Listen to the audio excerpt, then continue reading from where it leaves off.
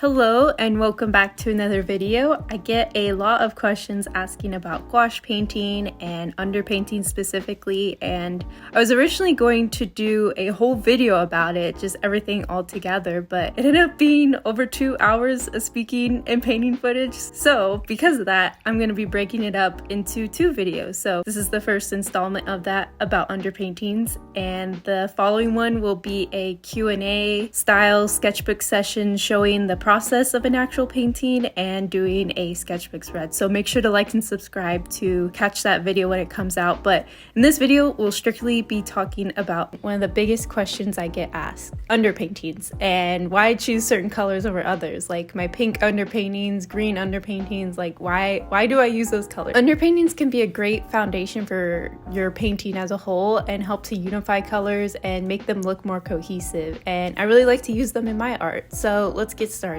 So before I get into all the painting and what I plan on doing today, I just wanted to go over some of the supplies I have. If you'd like to see more in depth of what the supplies I use are, I have a supplies tour video, but just really quick, I think these are Winsor & Newton Cotman student grade watercolor set. I just really like it to use for gouaches and basic, simple, just sketchbook stuff. And then I have the Holbein Acryla Gouache primary mixing set, along with a permanent wash Holbein acrylic gouache tube, because I use a lot of white when I paint. So yeah, I have these. And then this is a Pentalic Traveler Sketchbook, 6x8 Pentalic Traveler Sketchbook.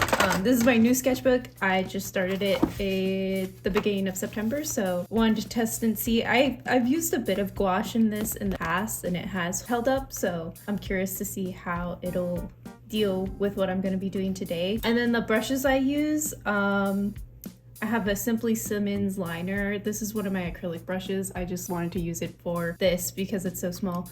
And then I have a Royal brush, soft grip, number 5, Cotman, Winsor & Newton, number 4 round brush, I believe. These are just old brushes, nothing too fancy. And if you want to see more of my supplies, it'll be in supply tour video I'll link.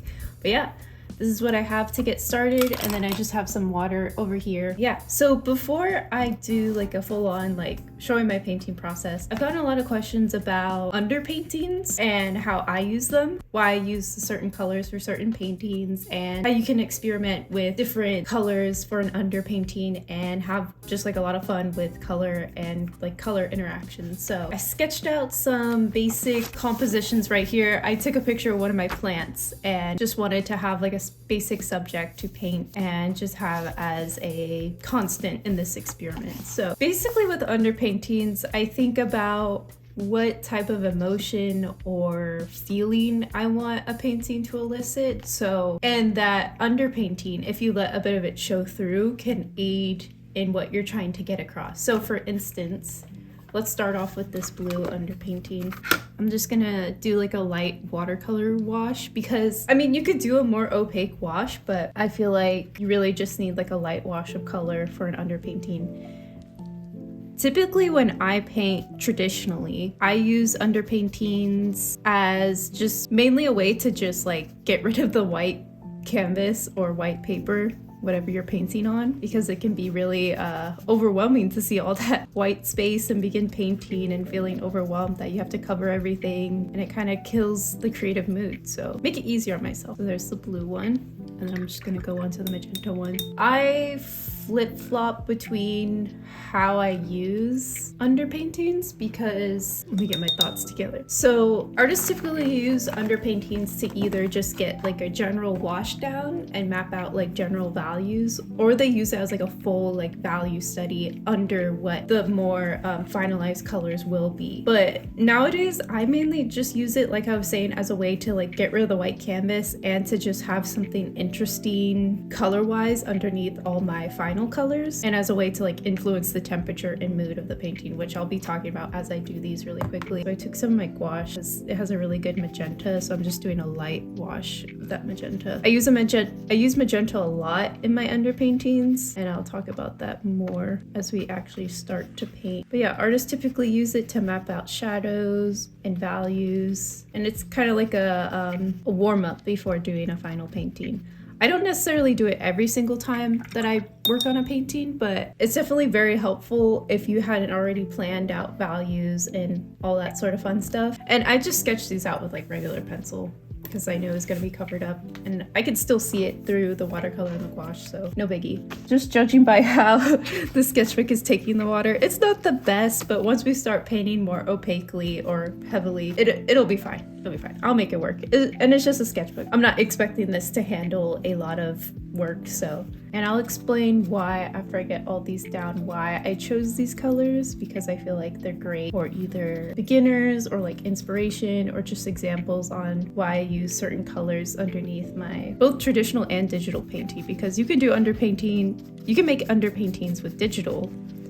And I'll talk about that a little bit because I use kind of like an underpainting technique with my baking illustration from the Bacon Draw, and it really helped. And I felt like it brought a lot of like extra, I don't know, extra oomph or something. But yeah, I have like this sienna color, I guess. And with these underpaintings and choosing colors, it does deal with a bit of color theory. It takes a long time and a lot of practice to grasp a lot of these concepts, and I know how difficult it is to learn on your own. Speaking from experience, I probably have so many tabs and video tutorials saved that I haven't even scratched the surface of, because there's just so much to learn. This isn't a sponsored segment, but Skillshare reached out to me and gave me an affiliate link to share with you guys for a free 1-month access of basically all the art classes that you could look for online.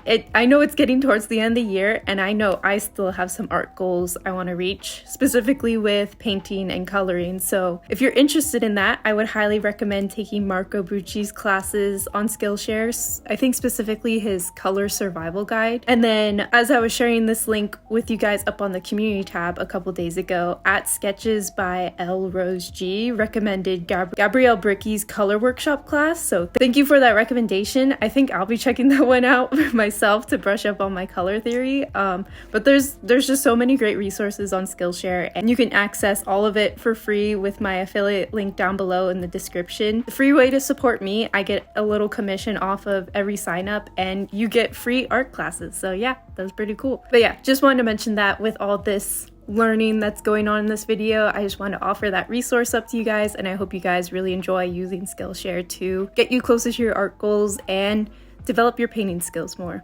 But yeah, color theory is really important to all this because I'll be mentioning like complementary, analogous colors, and I'll like briefly explain them, but it'd be great to go watch like a more in-depth video. So now I'm doing like this yellow ochre combination from my watercolor palette, just taking like the bright cadmium yellow and kind of dulling it down with a more gold. I'm also filming this quite early. It's 10 a.m. So comment down below when you're watching this. I'm very curious. I mean, I think I typically release my videos around 10 a.m. or 12 p.m. So it might be at the same time, but maybe it's like 4 a.m. and you're watching this. Go to bed. So we have this. We have the underpaintings. So like some artists, like I was saying, you can start building up values that way. So like if I wanted to make this plant stick out more, I can kind of slowly build up values by darkening up this plant. So when I do like the actual painting, I'll know, oh, that has to be a darker green. And when you start painting a lot, you realize values are extremely important to painting and colors. And it's really great to have a really strong grasp of the values in your painting and having enough contrast so that the painting reads more clearly to our eyes. So we have these underpaintings, and I'm just gonna start basically just like painting on top of them based on like plant references that I'm using just from my desk. So, and the key with underpaintings, if you want it to like matter in your painting, then you're gonna be able to let it shine a bit through. And I'll show some examples on the screen of my paintings that let a bit of their underpainting shine through. But it's, if you're just gonna end up covering everything up and not really letting that initial color show through, then underpaintings don't really matter that much unless you're just using it for like value gauging. But if you want it to affect like the mood and temperature of your painting and get a really cool like new dimension and depth to your painting, letting a bit of the underpainting show through can be really key in getting that effect. I'm just mixing a green. So specifically with a blue underpainting, since my subject is green, blue is analogous to green, so that means it's next to it on the color wheel. So you're probably gonna get more of a harmonious, mellow, trying to think of words to describe the type of effect you can get. Just, it seems like it goes together more. There's not as much visual tension. It's harmonious, but I already used that word. It's kind of like meant to be colors. I feel like they pair well next to each other. They're not really disrupting anything from nature. We typically see a lot of like blue colors and shadows and with atmospheric perspective, so it's not really affecting, I mean, it is affecting how we see the color, but it's not like going against the green so much, and it creates a very cool painting. And sometimes when I'm painting like portraits, doing like a blue cool underpainting for a more intimidating character or more of like reserved or standoffish character can really help in portraying their personality through color, because you have that subtle underlying like ice cold blue electrifying the piece and kind of making it kind of icy, if that makes sense. But yeah, you can do so much with just like color to convey like personality and mood. I just want to show that through these quick underpainting studies.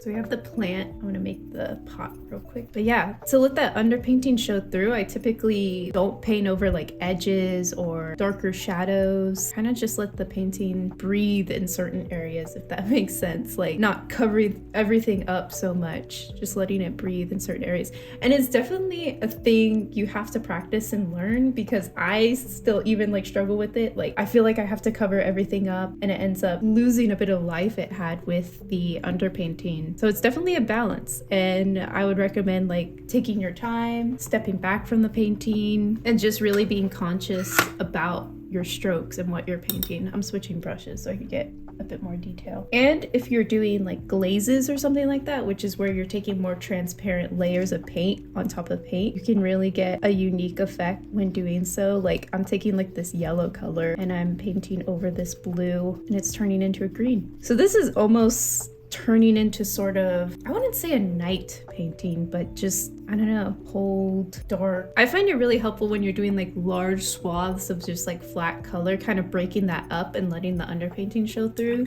That can have a lot of visual interest. Now I'm gonna do something really crazy for this underpainting. For this blue type underpainting, I'm gonna take a really bright color for the background. I can let everything else pop, because everything else is kind of like a mid-tone, darkish sort of value. I'm gonna take this bright yellow. Maybe I should make it orange. That could be interesting. Orange and blue are complementary colors, so laying on top an orange on top of that blue could really like kind of cause a lot of visual tension and contrast. So that could be interesting to do. But I think I'm gonna go a more subtle approach, because we'll encounter the visual tension with the magenta. So yeah, so I'm just gonna take this yellow and kind of carve everything out and leave some of that blue showing through. And this can make like areas of your painting that would otherwise be boring become like really expressive. Like painting like a flat background, you can let some of that underpainting show through in your brush strokes and not covering everything up. And it just, I think it looks nice, and I think it adds a lot of like texture and visual interest to the painting. And you can definitely like do this in your sketchbook, where you just experiment with how different colors interact and doing like thumbnails, and just have a lot of fun with it, because ultimately it's, I don't know, I think it's really fun to play around with colors, and there's just so many different combinations you can use to achieve different moods. Like we're gonna be taking like the same plant and do different moods just based on the underpainting and the kind of feeling we want to get with our colors. And I think when like trying to think of artists who do this a lot in their paintings. I'll show some up on the screen as like examples, but there's so many artists who let some of that original color show through from the first layer. And I think it's just, I don't know, sometimes it seems even more impressive than fully rendering things out, because it's like a game of trying to figure out what things in the painting are most important and what little changes affect the whole painting. But I think that's just like my painting nerd brain coming out. Painting's so much fun. and I'm just doing like these little studies. I'm having so much fun. I haven't painted with gouache in a couple weeks now. I just had a shop launch and I was doing a bunch of work prepping for that, and got a pack order soon, but it's been nice taking a bit of time in my new sketchbook and doing these little studies, showing you guys how I use underpaintings. And yeah, so there's the blue one. Let me zoom in on it. It definitely has, I'll probably have a better picture since the lighting's not the best right now, but it definitely has like an electric blue undertone sort of going on. It's definitely cooler. The colors are more analogous because you can go blue, green, yellow. Those all go in a line on the color wheel. So they're more harmonious. They go together. I know, it's not rocking the boat too much. But let's move on to the magenta, because you can do something really interesting with the magenta. And I use it personally, and you'll see a ton of artists use it in their own work these days. It's very, I wouldn't say it's like trendy underpainting, but it kind of is. But it's trendy for a reason, because you can just, it makes your paintings look really, it brings so much like visual interest and energy to your painting. And I don't blame other artists using it, and I use it all the time myself. I just used it for the last acrylic painting I did. I'm just gonna add one more layer of this magenta to it so I can get a really saturated underpainting. Let me get a bigger brush. What am I doing? So yeah, I would just recommend experimenting in your sketchbook. If you wanna like work on a future painting, maybe taking the time to think about if you want to use an underpainting and how that could affect the way the painting looks. I'm going to let that dry for a bit.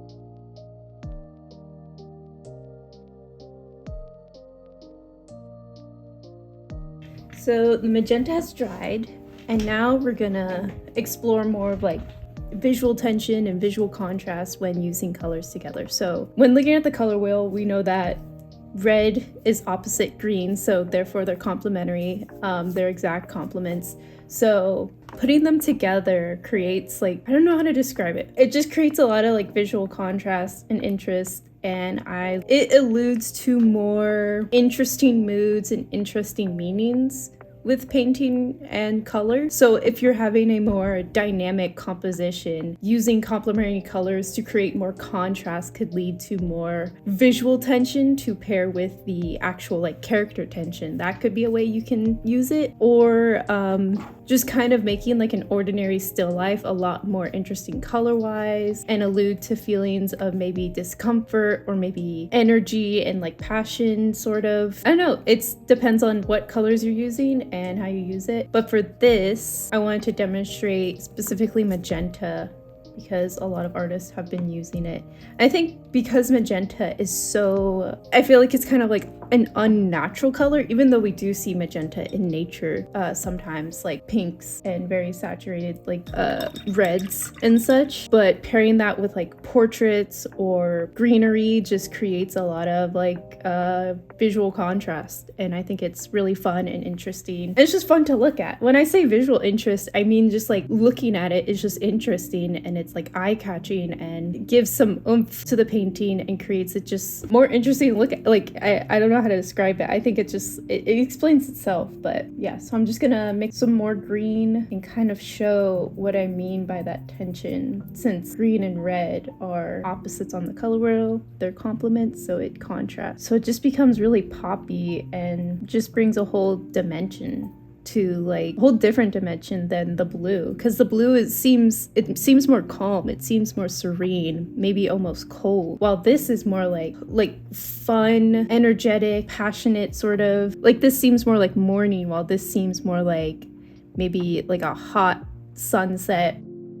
So yeah, I'm just doing the same composition, but still letting a bit of that underpainting come through to see how it'll affect the green and the overall like feeling of the painting. And there is like a subjectivity to it with any like art. So if it elicits some sort of feeling for you and that's not what you want, then change the colors. But I tend to think using complementary colors, if you have a mainly like green subject like a plant, and using a red or a pink underpainting creates a lot more visual excitement. But that doesn't necessarily mean that it's a better painting because it's more exciting, because this blue painting seems a lot more calm, but I still love that subtle blue peeking through and peaceful, and it evokes so much of like a different mood than this pink kind of like firecracker type combination. And it's just personal preference. And I think possibly using the same underpainting for every single painting that you do can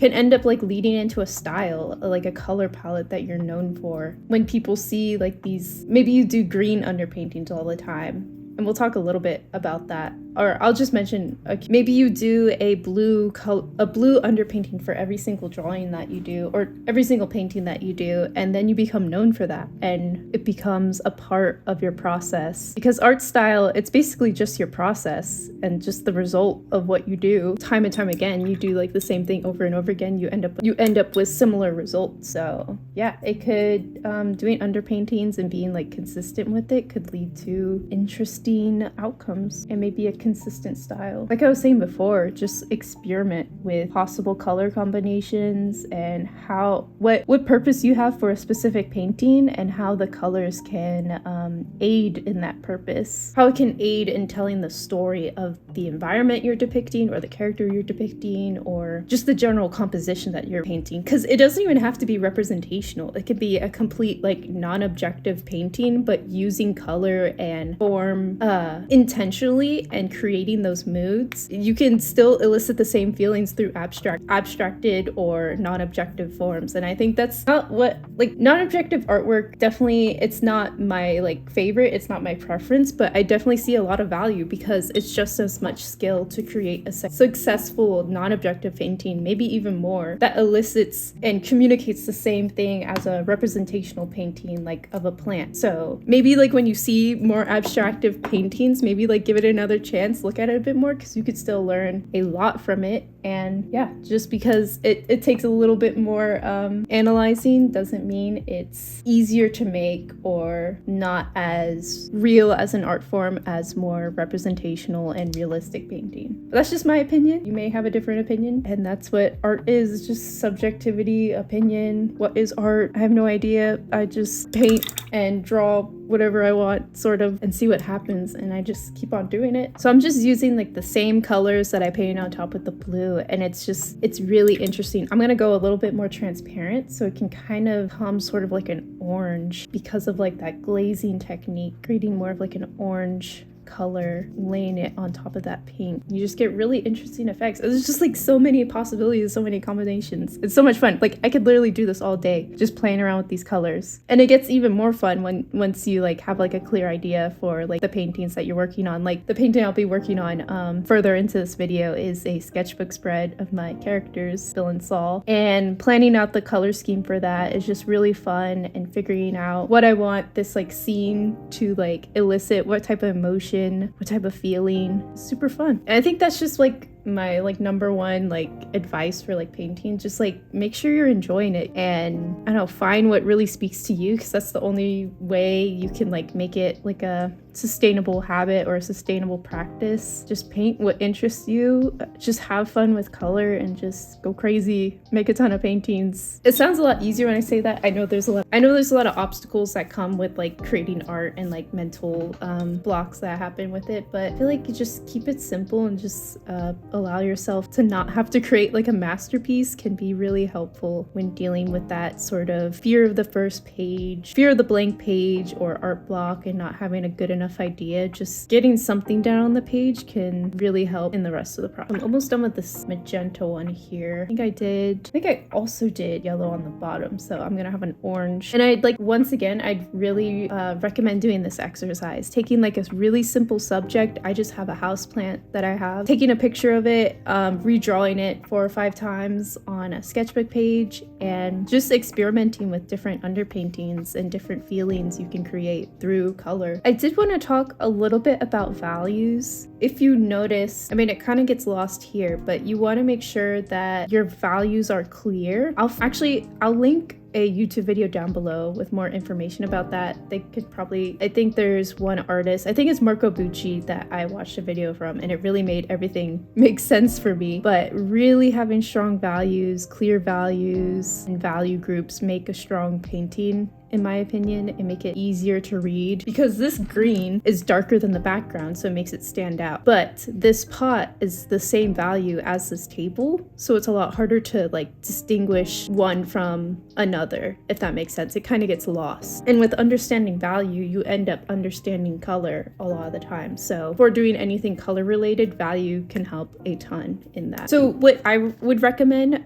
when you're like first experimenting with value, maybe painting everything clearly in black and white, and make sure you're having enough contrast from the background to the foreground, those sort of things. Or if you're painting with color, take a picture of it and then reduce the saturation or switch it to black and white to see how well it's reading in grayscale. Because if you're having issues with color and making things like go together well, then it may also be a value issue. So if you fix those value issues and make sure you have enough contrast and distinguishing between different objects in a painting, you could like fix so many problems. Now I'm just gonna do this brown one down here. Okay, with doing like a brown underpainting, I find that it's super helpful when you're really wanting to build up saturation and really making things pop in a painting, because I use brown, or like this kind of like warm sort of brown, and you can experiment with cooler browns and warmer browns to get different effects, but having a brown underpainting that's muted, it's not as saturated. This is actually a bit more saturated than I'd like, so I'm just gonna mull it a bit blue, since this brown is sort of orangey, and I know that blue is a complement of orange, and when they mix together they create like a dull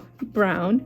I lost the drawing there. Oh well. So I have like this dulled up muted brown, and the cool thing with having like a super dull brown underpainting is that you can really build up the saturation and really make colors pop, and I'll be showing that with this one. Okay, so this brown is as dry as I have patience for, so we're just gonna go ahead, do the same exact green, and really see how this dull underpainting color leads to the more saturated colors on top popping even more and creating contrast through saturation rather than hue. So yeah, I kind of just have to guess where the plant is, but this, I really like this for more like, if I'm trying to do something more realistic, or something where light is really the main focus, really helpful in bringing so much contrast. I'm gonna need to make this green brighter, because it's getting, see the values, this green is so similar in value to this brown that it's getting lost, and that's what's affecting the readability of the painting. So I'm just gonna make this green a bit brighter so we're able to read it more clearly, and it'll lead to a better painting. And I find that when you're starting to add more details and such to a painting, trying to keep them in like the same value range as that object will be super helpful in maintaining those values and keeping everything distinguished from each other. Yeah, I brightened it up, and now it's not getting lost in the background. And when looking at reference photos, I find that you really don't have to copy exactly what you see, especially when the lighting is more confusing, and using your eye to pick out values and colors and just simplifying everything. Because if you notice with these previous two, that pot is the darkest, the table and the plant are like the second darkest, and then the background is like that lightest value. Those are just like 3 values. Just keeping it as simple as possible starting out. And honestly, a lot of masters keep it super simple as well. If you look close enough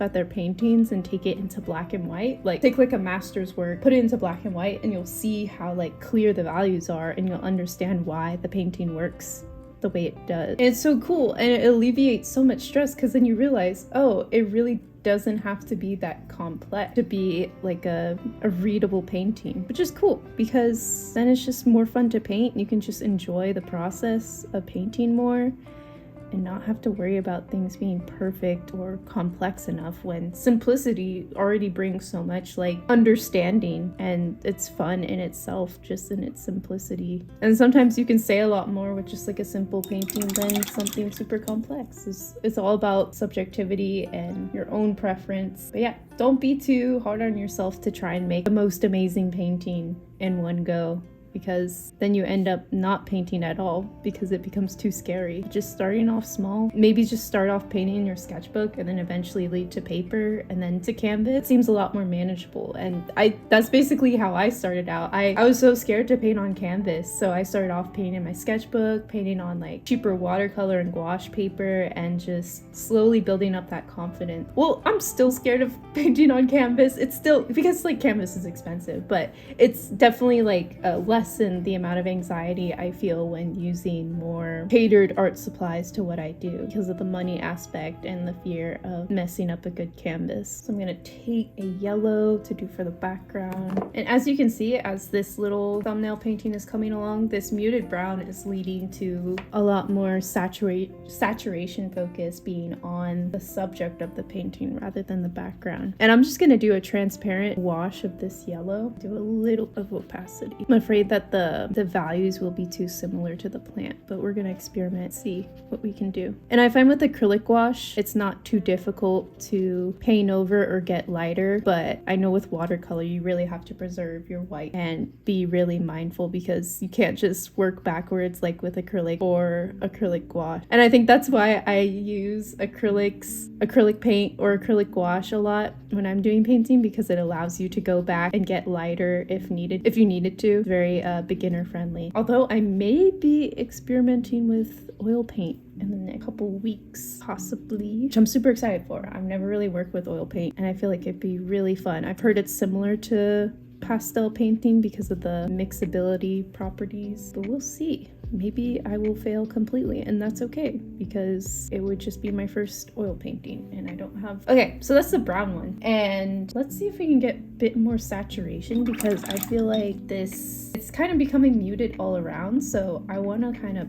And by the way, this is just my way of thinking about colors. I know there's like so many different theories and methods, but this is just what works for me. And I know a lot of you guys were interested in hearing my thoughts and my process and what I do. I still have a lot to learn myself, but this is how I enjoy painting and it works for me for now. See, I'm bringing up like the saturation of these leaves and it's really starting to stand out from that brown underpainting. But yeah, okay, here's the brown one. And then I have this section where I wanted to show like a cool trick. So I originally had more of like a muted yellow, but sometimes with underpaintings you can kind of, if you're going to be working with more like glazes and light washes, you can influence where brighter sections of the painting will be, or where you want more saturation or more focus. So with this little thumbnail specifically, I put more yellow hue right at the bottom of the painting. I may exaggerate it a little bit more so the camera can read it more easily, but you can experiment with putting different underpainting colors in different areas.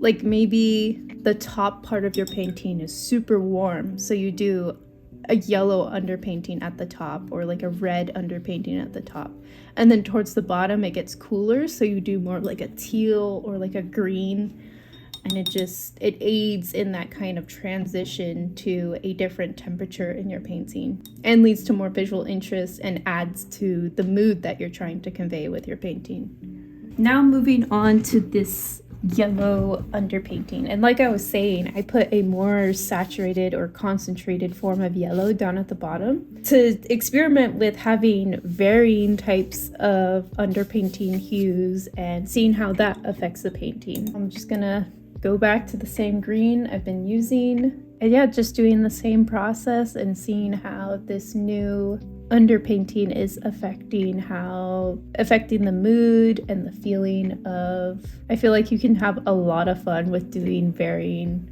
like gradients and varying underpainting hues in just one painting. You could have a lot of fun with that. Like I was saying, with like different temperatures. Maybe it would be cool also to do like a rainbow underpainting. That'd be really interesting. I've never done that before. I would love to experiment with that. Actually, I might do that really quick, another page, just to see how that would look, because that sounds so fun. It's just another way to create visual interest and aid in whatever story you're trying to tell, whatever mood you're trying to tell. You could do so much with color. I think I keep on repeating myself, but like color can be like so helpful in helping you explain your narrative or whatever you're trying to convey through a painting. It's just so cool. I'm thinking about making like a PDF to just explain things maybe more coherently, because I know when I speak and paint at the same time, I don't know what's coming out of my mouth, so I don't know if it's coherent at all watching back on this when I edit. So if I feel like it doesn't explain things that well, I may create like a quick 2 or 3 page PDF that just explains, and of course it'll be for free. It would be supplement material to this video, so you can decipher the things that I'm saying. What does she say? Speaking in ancient runes. Yeah, I really like this yellow underpainting.